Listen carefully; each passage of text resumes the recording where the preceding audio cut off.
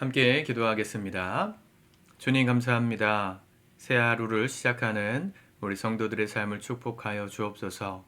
몸과 마음의 건강을 지켜주시고 오늘도 쇠하지 않고 넘어지지 않고 낙심하지 않고 주님 주시는 힘과 능력으로 넉넉하게 승리하는 우리의 모든 삶이 되기를 소망하오니 주님 은혜 베풀어 주시옵소서. 말씀으로 또 우리를 가르쳐 주시고 말씀 속에 이 하루를 살아갈 지혜를 허락하여 주시옵소서. 예수님의 이름으로 기도드립니다. 아멘. 우리 찬송가 442장 찬양하시겠습니다.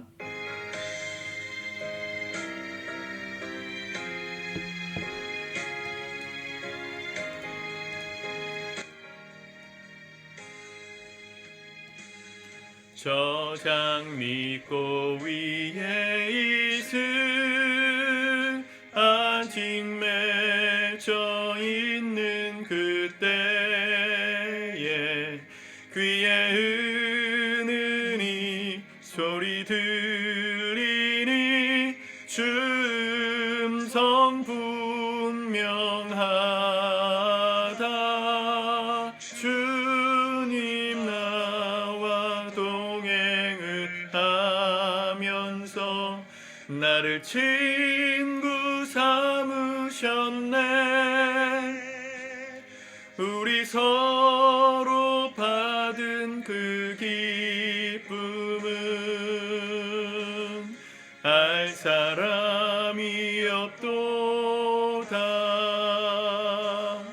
그 정한 주의 음성 우는 새도 잠잠케 한다. 내게 들리던 주의 음성이 늘 귀에 쟁쟁하다. 주님 나와 동행을 하면서 나를 친구 삼으셨네. 우리 서로 받은 그 기쁨은 알 사람이 없도다.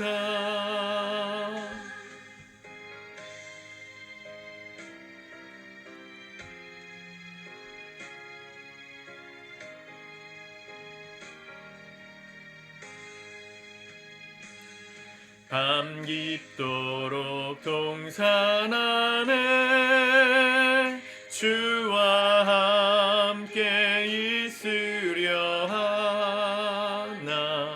괴로운 세상에 할 일 많아서 날 가라 명하신다.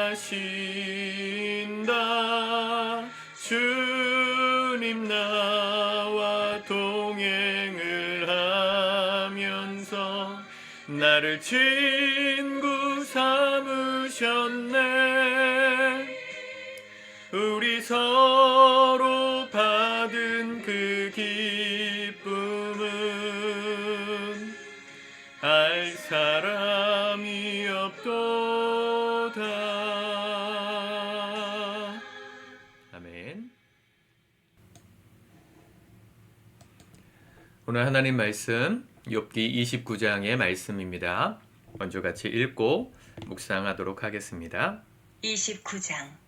욥이 풍자하여 이르되 나는 지난 세월과 하나님이 나를 보호하시던 때가 다시 오기를 원하노라. 그때에는 그의 등불이 내 머리에 빛이었고 내가 그의 빛을 힘입어 암흑에서도 걸어 다녔느니라. 내가 원기왕성하던 날과 같이 지내기를 원하노라. 그때에는 하나님이 내 장막에 기름을 발라주셨도다. 그때에는 전능자가 아직도 나와 함께 계셨으며 나의 젊은이들이 나를 둘러 있었으며 저지로 내 발자취를 씻으며 바위가 나를 위하여 기름 시내를 쏟아냈으며 그때에는 내가 나가서 성문에 이르기도 하며 내 자리를 거리에 마련하기도 하였느니라. 나를 보고 젊은이들은 숨으며 노인들은 일어나서 서며 유지들은 말을 삼가고 손으로 입을 가리며 지도자들은 말소리를 낮추었으니 그들의 혀가 입천장에 붙었느니라. 귀가 들은즉 나를 축복하고 눈이 본즉 나를 증언하였나니 이는 부르짖는 빈민과 도와줄 자 없는 고아를 내가 건졌음이라. 망하게 된 자도 나를 위하여 복을 빌었으며 과부의 마음이 나로 말미암아 기뻐 노래하였느니라. 내가 의를 옷으로 삼아 입었으며 나의 정의는 겉옷과 모자 같았느니라. 나는 맹인의 눈도 되고 다리 저는 사람의 발도 되고 빈궁한 자의 아버지도 되며 내가 모르는 사람의 송사를 돌보아 주었으며 불의한 자의 턱뼈를 부수고 노획한 물건을 그 이새에서 빼내었느니라. 내가 스스로 말하기를 나는 내 보금자리에서 숨을 거두며 나의 날은 모리알같이 마느리라 하였느니라. 내 뿌리는 물로 뻗어나가고 이슬이 내 가지에서 밤을 지내고 갈 것이며 내 영광은 내게 새로워지고 내 손에서 내 화살이 끊이지 않았노라. 무리는 내 말을 듣고 희망을 걸었으며 내가 가르칠 때 잠잠하였노라. 내가 말한 후에는 그들이 말을 거듭하지 못하였나니 나의 말이 그들에게 스며들었습니다. 그들은 비를 기다리듯 나를 기다렸으며 봄비를 맞이하듯 입을 벌렸느니라. 그들이 의지 없을 때 내가 미소하면 그들이 나의 얼굴빛을 무색하게 아니하였느니라. 내가 그들의 길을 택하여 주고 으뜸되는 자리에 앉았나니 왕이 군대 중에 있는 것과도 같았고 애곡하는 자를 위로하는 사람과도 같았느니라. 아멘. 욥의 마지막 고백이 31장까지 오늘 29장부터 31장까지 이어지는데 과거에 대한 회상 그리고 현재에 대한 진단이라 그럴까요? 과거에 대한 회상이 오늘 29장에 나오는 겁니다. 2절에 보면 나는 지난 세월과 하나님이 나를 보호하시던 때가 다시 오기를 원하노라. 그때에는 하면서 29장 전체가 기록되어져 있죠. 욥이 고난당하기 전에 대한 회상입니다. 자기의 삶의 회상을 돌아보니 지나간 내 삶을 회상해 보니까 결국은 내 삶의 모든 자리마다 하나님의 보호하심과 기름 부으심이 있었다는 것을 깨달았어요. 인생의 영광은 겉으로 드러나는 어떤 결과가 아니라 그 결과를 가능케 하신 하나님의 기름 부으심, 또 함께 하심, 또 보호하심, 이런 하나님의 은혜가 원인이었음을 알고 살아야 합니다.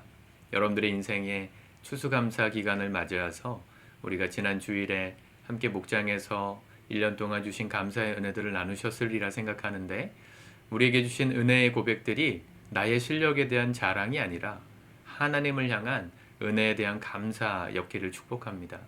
그걸 아는 게 지혜입니다. 지나간 시간이 내게 주어진 하나님의 축복의 시간이었다. 내 모든 삶의 결과가 그분의 은혜로 말미암은 것이었다. 그걸 아는 게 진정한 신앙인이고 성숙한 신앙인입니다.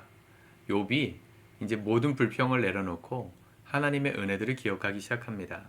3절 그때에는 그의 등불이 내 머리의 빛이었고 내가 그의 빛을 힘입어 암흑에서도 걸어다녔느니라. 5절 그때에는 전능자가 아직도 나와 함께 계셨으며 나의 젊은이들이 나를 둘러 있었으며 그랬어요. 하나님께서 함께 하시던 그 풍성한 삶의 시절 그걸 추억만 하고 살 게 아니라 앞으로의 우리의 삶 속에서도 발전시키고 더 풍성하게 누리기를 힘써야 되는 삶이 되어야 합니다. 그 과정에서 고난이 있을 수 있어요. 욥이 그 고난을 통과하고 있는 거죠. 내 삶을 그래서 현상으로 판단하고 진단하시면 안 됩니다. 과거에는 병이 없었고 문제가 없었고 관계에 모든 것이 형통했었을지라도 그게 하나님의 놀라운 은혜였는데 지금 내 삶에 그런 것들이 다 사라지고 형통의 이유라고 말할 수 있는 세상적인 결과가 전무할지라도 여전히 하나님은 나와 함께 하시고 그분의 은혜가 내 삶에 부어졌기 때문에 내가 지금 이만큼 살게 된 것이다 라고 말할 수 있어야 사실은 진짜 신앙인이죠. 절대로 쉬운 고백이 아닙니다. 우리는 눈에 보이는 것에 약하고요. 귀로 듣는 것에 약해요.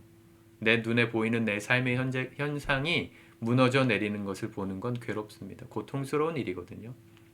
그런데 그 모든 것을 다스리시는 분이 하나님이라고 믿어야 우리가 하나님을 인정하고 여전히 주님의 은혜가 있음을 고백할 수 있는 거 아닙니까? 세상의 현상보다 내게 눈에 보이지 않으시지만 여전히 함께 하시는 그 하나님이 더 실제가 되는 그런 믿음을 가지실 수 있기를 바랍니다. 제 주변에 개척한 목사님들이 좀 계십니다. 제가 목사님들하고 교제를 자주 하진 않지만 몇몇 이렇게 상담을 하는 목사님들이 가끔씩 계시는데 이 개척교회를 하다 보면 사실은 대부분의 목회자들이 어느 시점이 되면 지치고 또 헛헛한 마음을 경험하는 것 같더라고요. 저에게도 물론 그런 시절이 있었습니다. 눈에 보이는 현상이 나아지지 않는 것을 볼 때 주로 그렇습니다. 성도는 늘지 않고 재정적인 상황은 더 어려워지고 또 뭐 이중직을 하는 분들이라 그러면 이중직을 하는 이 시간이 언제까지일까 기한이 없을 때 또 게다가 몸까지 아프면 그러면 내 인생이 참 괴롭다 이렇게 생각하시는 분들이 계셔요. 얼마나 힘들면 그런 마음이 드실까 싶은 마음도 듭니다. 저에게도 그런 시간이 있었습니다. 그런데 생각해 보면 제가 그런 시간들을 겪는다고 해서 하나님이 나를 버렸거나 나와 함께하지 않으신다고 느낀 적은 단 한순간도 없습니다. 그런 상황 속에서도 눈에 보이는 현실은 바뀌지 않아도 여전히 하나님의 은혜는 제 삶에 흘러왔고 우리 교회를 통해서 하시는 하나님의 역사는 여전히 있었거든요. 하나님이 여전히 하나님의 일을 하고 계신다고 믿으면 그거 붙들고 걸어가는 거죠. 눈에 보이는 현상이 중요하지 않다는 것을 하나님이 함께 하심으로 이겨낼 수 있어야 돼요. 그래야 개척교회를 이끌어가는 리더의 자리를 지켜나갈 수 있는 거예요. 눈에 보이는 현상이 안 바뀐다고 실망하면 그러면 처음부터 목회의 길을 안 가는 게 맞지 않았을까요? 뭔가 잘 되는 것만 꿈꾸고 기업을 하는 사람이라면 그게 안 된다고 낙심하고 있는 상황이라면 뭔가 착각하는 것 아닙니까? 어려움이 없을 거 생각했다면 이 길을 가면 안 되는 거죠. 도전을 하면 안 되는 거죠. 어려움은 있어도 이 길을 부르신 하나님이 계시기에 끝까지 묵묵하게 이 길을 가리라 결단하는 게 신앙 아닐까요? 여러분들의 삶에도 그런 결단이 있기를 바랍니다. 욥도 지나간 시간들을 생각하면서 하나님이 주셨던 복들을 회상합니다. 그게 내게 지금 없기 때문에 불편하다, 슬프다 이런 고백이기도 하지만 결국은 지나간 시간들에 대해서 기억하는 것 그리고 그 기억되는 상황들 속에 하나님이 부어주신 은혜들이 선명해지는 것 그게 우리 신앙의 성숙입니다. 제가 여러분들에게 감사의 고백을 자꾸 기록하고 나누라고 말씀드리는 이유는 여러분들이 고백하고 기억할 때 하나님의 은혜가 깊어지기 때문이에요. 상황을 초월하고 역사하시는 하나님이 지금도 내 삶에 계심을 다시금 붙들 수 있기 때문입니다. 숙제를 드리는 게 아니라 여러분들의 인생을 돕는 거예요. 꼭 나누시면 좋겠어요. 목장이 없으신 분들이라면 저에게라도 나누시고 문자로라도 보내시고 여러분들이 가족끼리라도 서로 감사의 고백을 하십시오. 아유 낯간지럽게 어떻게 합니까 목사님? 아내에게 남편에게 어떻게 자녀에게 뭐 감사하다고 그렇게 글을 써가지고 저도 사실은 그런 사람이거든요. 저희 아내는 저에게 가끔씩 편지를 지금도 자주 가끔씩 써주는데 저는 연애할 때도 편지 써서 이렇게 제 마음을 고백하는 걸 잘 못했어요. 근데 그 자존심이더라고요 사실은. 고마운 마음은 있으면 됐지 뭐 그걸 뭐 굳이 표현해야 되나? 근데 표현하지 않으니까요 뭐가 고마웠는지조차 기억나지 않는 때가 오더라고요. 한만 쌓이는 거 한만. 기분 나쁘고 서운했던 것만 마음에 막 쌓여가지고 사람 마음이 그래요. 얼마나 인간의 마음이 부패했는지 감사를 기록해놓고 기억하지 않으면 슬펐던 것만 기억나요. 인간이 그래요. 그래서 그걸 극복하기 위해서 그분의 은혜를 기억하고 기록하는 겁니다. 꼭 기록하십시오. 권장사항이 아니라 강제사항이에요. 강제사항.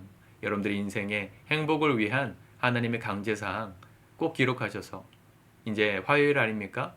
제가 이틀 전까지 추수감사절까지 써서 나누시라 했는데 못하신 분들 계시면 오늘 이 영상 보시고 저에게 문자로라도 보내십시오.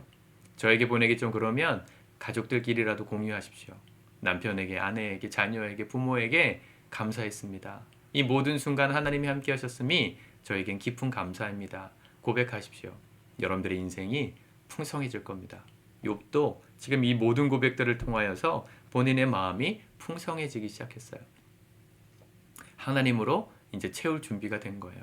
다시금 그 하나님이 함께 하셨던 그분이 나를 보호하셨던 그때를 갈망하기 시작했어요. 하나님, 내게 회복의 시간을 주십시오. 내게 다시금 그 은혜를 누릴 수 있도록 역사해 주십시오. 기도가 시작됐어요. 저와 여러분들에게도 오늘 이 겸손한 기도가 다시금 시작될 수 있기를 우리 주님의 이름으로 축복합니다. 기도합시다. 하나님 감사합니다. 욥의 고백이 우리의 고백이 되기 원합니다. 주님이 함께 하셨던 그때를 기억하고 기록함으로 또 고백함으로 우리 삶 속에 여전히 부어주시는 그분의 은혜가 적지 않음을 발견할 수 있게 도와주옵소서.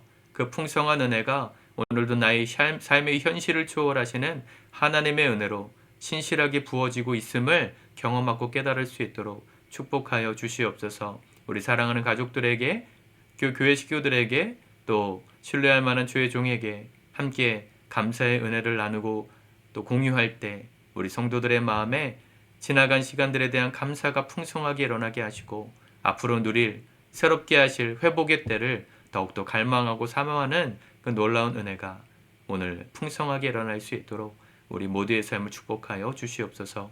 예수님의 이름으로 기도드립니다. 아멘.